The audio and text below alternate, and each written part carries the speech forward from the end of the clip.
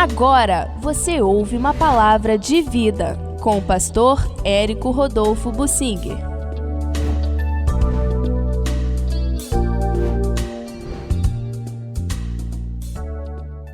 Deus avisa ao então rei Jeroboão que vai destruir o reino de Israel. E por quê? Deus é muito claro no seu relacionamento com os homens. Não há nada que Deus faça sem primeiro ter avisado. Ele diz isso em Amós 3, versículo 7. O ministério profético inclui trazer revelações de Deus do que vai acontecer para que as pessoas saibam, se preparem e entendam o porquê. Deus não manda um raio destruir sem que as pessoas ali tenham sido alertadas, avisadas, evangelizadas, despertadas espiritualmente. Quando um cristão é roubado, assaltado, ele sabe porquê daquilo, como está a vida espiritual dele, e Deus permite que venha algo para despertá-lo, sacudi-lo. A humanidade, de modo geral, em nossos dias, sabe porque todo o mal está vindo. É apostasia, acomodação religiosa, acomodação espiritual.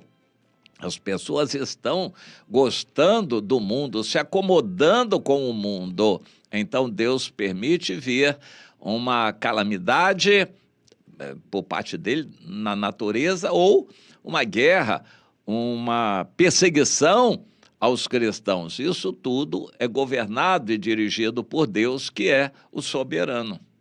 Deus é soberano, a gente crê nisto. E quando Israel muitas vezes se afastou de Deus, o Senhor diz, por exemplo, em Ezequiel no capítulo 20, que o que Israel fez no passado, lá no deserto, como se afastou de Deus, e Deus quis destruir aquele povo todo de Israel. Mas por causa da intercessão de Moisés, o Senhor perdoou e evitou destruir. Mas disse que daria uma disciplina. Por exemplo, eles ficariam no deserto muito mais tempo do que o necessário. Eles ficariam 40 anos até que se consumisse toda aquela gente de guerra, aqueles homens todos, e viesse uma nova geração. Deus fez isso acontecer. Depois, primeiro no Egito, eles também se deram ao pecado e à idolatria. Quando Moisés chegou, encontrou muita dificuldade com seus próprios irmãos hebreus ou israelitas. Moisés encontrou dificuldade para convencê-los no Egito a seguirem o Senhor. Quando saíram eufóricos, logo aquela euforia acabou, quando a comida começou a faltar, quando a água começou a falhar, o povo se rebelou logo e muitos deles quiseram voltar para a escravidão no Egito. E Moisés teve dificuldade em conduzir aquele povo. Conduziu. Depois, quando entraram na terra prometida, já uma parte quis se separar, ficar na Transjordânia. Rúben, Gade, metade de Manassés. Foram alertados, mas Deus permitiu e eles ficaram lá. Depois, dentro já da terra de Canaã, tomaram posse e Deus abençoou, se multiplicou. Logo veio a época dos juízes, em que muitas punições e calamidades Deus enviou para despertá-los, mas espalhados. Eles não estavam morando juntos em barracas em redor do tabernáculo mais. No deserto era um pouco mais fácil, tabernáculo, eles montando barracas em volta do tabernáculo, tudo ali pertinho, maná caía do céu, tudo isso era muito bom. Mas Deus disse, essa época vai acabar, vocês vão se espalhar, e aí precisam arranjar um esquema, cada um em cada tribo, de buscar o Senhor, mesmo estando espalhados. Mas, periodicamente, 3 vezes no ano, todos irão ao local do tabernáculo para celebrar festa ao Senhor. E Deus queria que fosse assim. Mas quando eles entraram na terra prometida, vieram algumas vezes e depois abandonaram o tabernáculo. Em algum momento Deus disse, quer saber de uma coisa? Vocês não valorizam o tabernáculo, eu vou deixar o inimigo levar esse tabernáculo.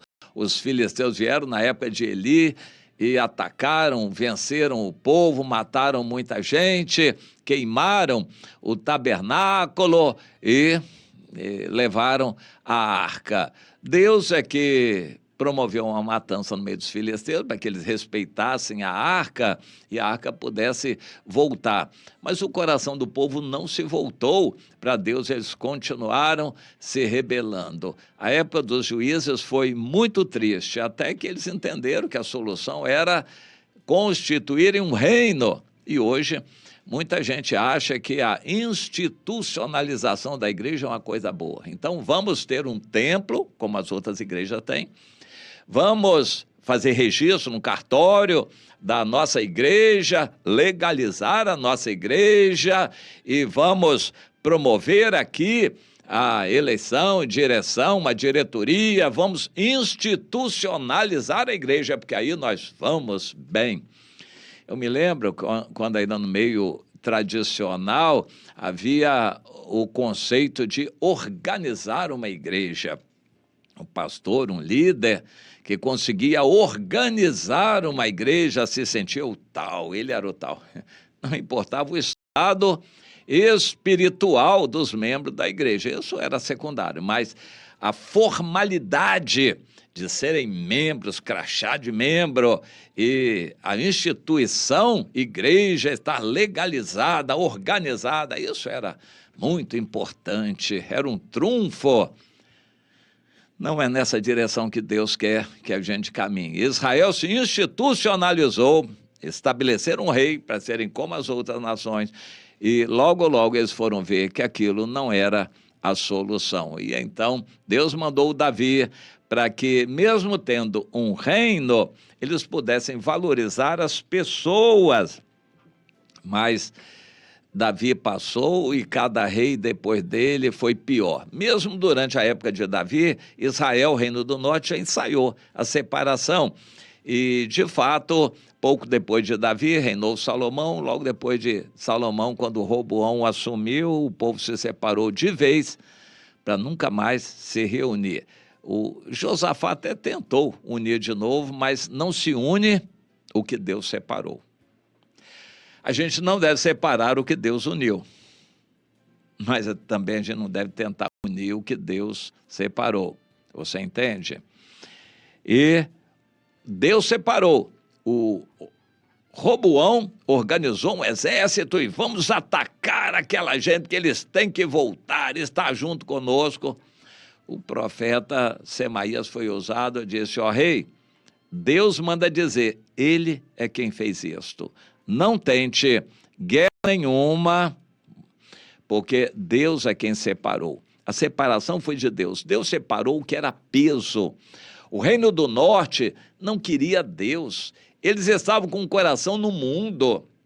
Eles eram mundanos, carnais, o coração dele não estava em Deus. Logo, logo, o Jeroboão fez uma religião do jeito deles para agradar o povo, como as outras nações. Eles se afastaram de Deus por completo. Aí chega o texto em 1 Reis 14, que eu queria focalizar para encerrar. Deus mandou o profeta Aías avisar. O Aías era o profeta que Deus usou para profetizar que o Jeroboão seria rei. Agora, já reinando e fazendo muita bobagem, o Jeroboão viu o filho dele ficar doente e mandou consultar o profeta. Deus revelou ao profeta, através da mulher do Jeroboão, a situação e disse, olha, eu te levantei. Você não atentou para nada que eu mandei, eu, o Senhor, mandei. Você se afastou, fez o povo se afastar. Agora você fez pior do que todos que foram antes de você. Você fez outros deuses, imagem de fundição para me provocar a ira, me virou as costas. Então, não tem mais o que fazer, eu trarei o mal. Para começar, sobre a casa de Jeroboão, vou mandar destruir todos os descendentes do Jeroboão. Isso aconteceu pouco depois da morte do Jeroboão, essa profecia se cumpriu. Deus levantou aquele que matou toda a descendência do Jeroboão. Mas o 1 Reis, no capítulo 13, o final, diz que, infelizmente, depois de tudo aquilo que Deus avisou, o Jeroboão ainda não deixou o seu mau caminho. Antes, continuou constituindo sacerdotes e continuou naquela religião apóstata, e isso se tornou em pecado para toda a casa de Jeroboão e para toda a casa de Israel, para destruí-la e extingui-la da terra. Não prestou, Deus iria separar. Hoje, Deus avisa, eu vou ter um arrebatamento que eu vou tirar os que são fiéis e santos, o resto vai ficar nessa terra, na grande tribulação, e eu vou queimar junto com os outros do mundo também, e por fim no juízo final receberão o que merecem. Eu só quero crentes consagrados a mim, e eu estou ajudando, alertando, profetizando, avisando a todos os cristãos: busquem o Senhor, consertem suas vidas, consagrem suas vidas a Deus. A maioria dos crentes nas igrejas anda acomodada, e o arrebatamento virá de repente. Deus vai selecionar um punhadinho.